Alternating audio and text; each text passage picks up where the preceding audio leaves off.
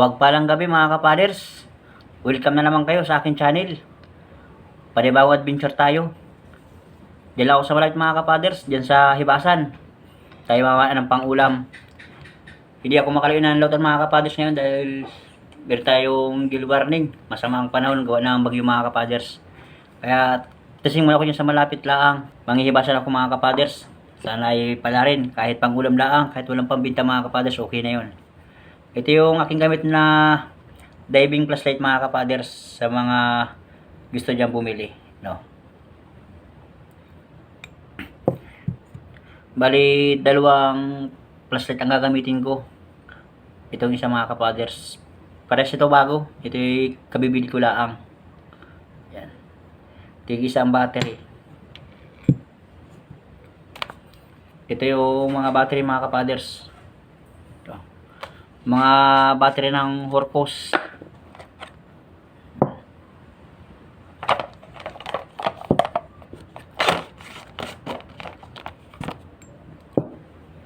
Tapos yung iba dyan mga kapaders nagtatanong sa akin kung anong camera ang gamit ko sa pag-vlog mga kapaders. Ngayon ito mga kapaders ay makita ko sa inyo.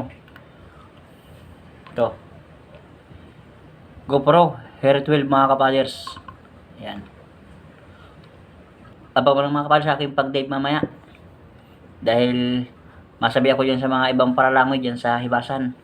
Dahil dito sa amin sila mga kapaders, nagkakagulpihan daw ng danggit or balawis dyan sa Hibasanan. Matising tayo kung tayo makakahuli. Panibagong adventure na naman tayo. Dito lang ako sa malapit, sa Partin Lusayan. Sa may tapat ng Masi, Bayto, Balawis. Nakatago sa kulapo. Hirap makita ang isda dito. Medyo malabo-labo pa ang dagat mga kapaders. Malakas ang dagat ngayon. Kaya tsaga-tsagaan ko dito para lang makapang-ulam. Mababaw lang itong pinapanaan ko. Padibdib lang ang lalim. Marami akong makasabay ng mga paralangoy andyan sa unahan. Balawis uli. Totoo yung mga sinasabi nila mapanay dito sa Hibasanan. Mga bagong tabi lang ito mga kapaders. Kaunting tiyaga laang sa lamig ng dagat. Malakas pa ang hangin. Malabo-labo lang ang dagat. Tiyaga-tiyagaan ko lang para makapang-ulam. Uy! Malaking balawis! Ayos! Salamat ulit Lord! Makakatikim rin ng balawis. Masarap itong pirito. Ito yung klase ng isda na iniingatan kung matinik ako. At talagang sigurado hanggang singit. Ang sakit matagal mawala. Hanap ulit tayo. Tiyaga-tiyaga man ako dito sa Hibasanan habang malakas pa ang dagat. Uy! Ano ito? Gitik. Palad mga kapaders. Masarap itong gataan. Hindi nakatagos yung siniman ng pana ko. Mahal ang kuha sa amin ng bayra ganitong isda. 130 ang kilo. Hindi muna ako mabinta ng isda. Ang lapad mga kapaders. Malaki-laking pang-ulam ito. Nasa babulo ng kapisto. Andito ako sa ibabaw ng bato nakaapak. Ayan, kita nyo mga kapaders. Patuhod lang ang lalim. Makakaulam talaga ako ng isda. Tsaga-tsaga ako lang dito. Dito sa mga kulapuhan. Uy, balawis uli. Malapad. Lagata ka dyan. Kaya pala kahit malamig ang dagat, marami nagtsatsaga mamana ngayon dahil mapanain dito mga kapaders. Malikot lang ilalim ng dagat. Pero tsaga-tsagaan lang yung mga kapaders. Andyan sa unahan ko, marami akong mga kasama. Marami akong mga kasabay. Dito lang ko sa pabaywang ang lalim. Uy, pugita. Mandalanggap yung mga kapaders. Ito, sigurado ang piling ibenta. Malagdagan pa sana ito. Manalanggap or tibugok. 120 ang kuha ng buyer. Kwartang linaw. Nasa babaw lang mga kapaders. Ayun, yung ilo ng Masi. Malapit lang ako. Hanap ulit tayo, baka mayroon pang kasama. Dito sa kula po mga kapaders, may balawis nagtatago na ito malapad. Panain ko na. Apat na daliri na ito kalapad. Malalapad na ang mga balawis. Nagtabi dito sa loob ng hibasan. Delikadong makakagulpi mga ibang kasabay ko. Lahat sana kami makarami ng isda. At para bukas may mga dilinsya parerehas. Hanap ulit tayo. Uy, lapu-lapu. Nakasibungin man. Lagataka din yan. Kahit sibungin, nasa babaw na rin mga kapaders. Sobrang lakas kaya ng dagat dito sa harap ng isla. Kaya pati mga isda nagtabi na sa hibasanan. Andito lang ako sa lusayan, sa nilalambatan ko. Hanap ulit tayo. Na ito pa, may balawis. Nasa kula-kula nagtatago. Ayun. Simpuan ko. Tataguan mo pa ako. Dahan-dahan dapat ang langoy. Masid-masid lang sa mga kulapo. Minsan ang balawis kasama ng kulapo. Pagtatagilid ng kulapo, pati balawis natagilid din. Hanap ulit tayo. Hoy, banagan! Papanain ko. Lagain bukas. Pambigay sa mga kapatid ko. Tama na itong pang-ulam. At yung mag-ina ko, wala ngayon dito sa isla. Nasa yung Pantakison pa, hindi pa nakakauwi. Ito yung mamahaling banagan, banhawin kung tawagin sa amin. Talagang masama ang panahon. Pati na rin banagan, nasa pabayong lang ang lalim. Uy, pugita! Muntik pang salaan. Mayroong kinakain mga kapaders, isda siguro ito. Ayos na, salamat Lord. At nagdagang pa yung isa kong pugita. Bali dalawa na, mayroon ng kasamaan yung isa. Kaya lang medyo maliit ito ng kaunti. Lamig ng dagat. Balik na naman tayo sa ilalim. Uy, may bigan. Uy, naroon. Matampusa. Ayos na itong pang-ulam, pandaradagdag. Naaya na, isang batalyon ng mga paralangoy. Malapit na sa amin. Kasama ko yung sa paglangoy. Asawa ng pinsan ko, si Elder. Hanap ulit tayo. Dito sa mga kanto ng Lusay. Baka may isda. Na ito, timbungan. Gitik. Nakatago sa Lusay. Mayroon pang isang mga kapads ako nakita. Ayan, kinasa ko na yung pana. Nasa na kaya yun? Uy, naroon, sa ilalim. Uy, balawis. Huli ka rin dyan. Bali dalawa. Timbungan sa balawis. Ang ganda ng tinataguan. Nasa ilalim ng Lusay. Hanap ulit tayo. Uy, naroon balawis. Lumalang yung mga kapaders. Hindi ko napansin. Naroon. Palapit ka laang. Talagang malik talaga ang dagat. Tinamaan. Hanap ulit tayo. Diyan sa unahan. Pakita, isda. Balabulabo ang dagat dito mga kapaders. Abanti lang tayo ng langoy. Naroon, tagpian. Tinamaan din. May ginang pang-ulam ito. Lahat ng mahuli kong isda bukas, lahat pang-ulam. Dito may banagan. Ayan, labas ang sungot mga kapaders. Sinusungkit ko. At palalabasin ko kung gaano kalaki ito. Lumabas ka na dyan. Huwag ka na dyan magtago. Magpahuli ka na sa akin. Malaki na yata ito siguro. Uy, naglabas na. Naroon na sa buhanginan. Maganda itong panain. Uy, nasaan na? Wala na. Uy, na ito. Gagapang mga kapaders. Antayin kong bumalagbag. Yan. Panain ko na. Parang malambot ito. Parang luno mga kapaders. Kapag ito luno, siguradong mataba. Hanap ulit tayong isdang mahaba na.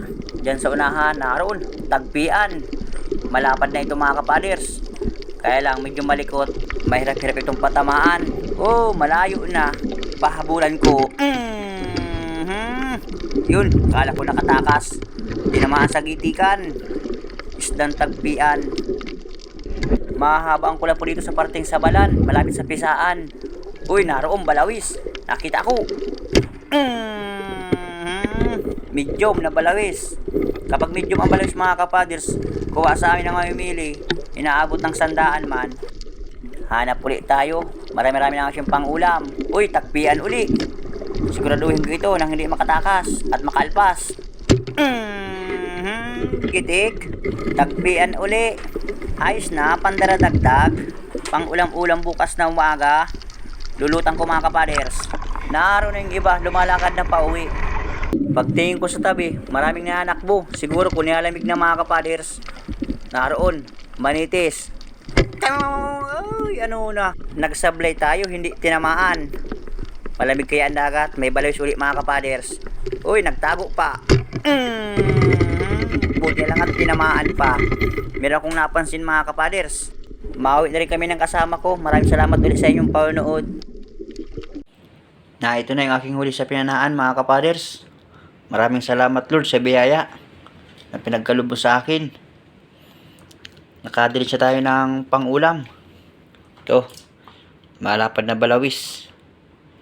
Nasa kulapuhan mga kapaders. Mga nakatago sa kulapuhan. Ayan. Nakadalawang tibugok ako mga kapaders. Tibugok kung tawag sa amin dito sa isla. Madalang gabi. Ito isa malaki ito. Tapos dalawang banagan mga kapaders. Ito ay lalagain ko na. At dahil pinana ako, baka ito ay maubusan ng laman mga kapaders. Masarap itong pambangot sa bihon. Ayos. Kaya lang mga kapaders ang problema, kung kailang masarap na pang ulam, bawal sa akin. Allergy ako mga kapaders sa ito. Pinapantalan ako na ito. Lalagain ko.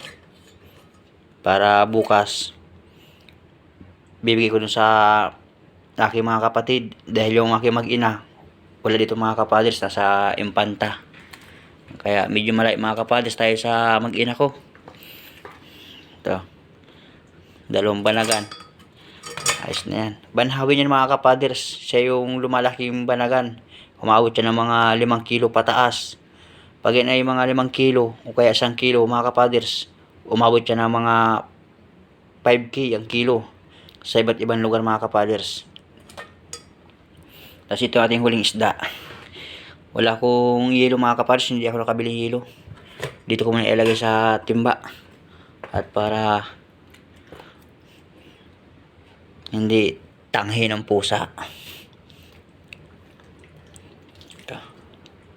Tibugok laki. Yan din mga kapaders, bawal din sa akin yan. Allergy ako. Kaya ito bukas, bibinta ko para maging pera. Itong mga isda naman. Yan. Lapu-lapu mga kapaders.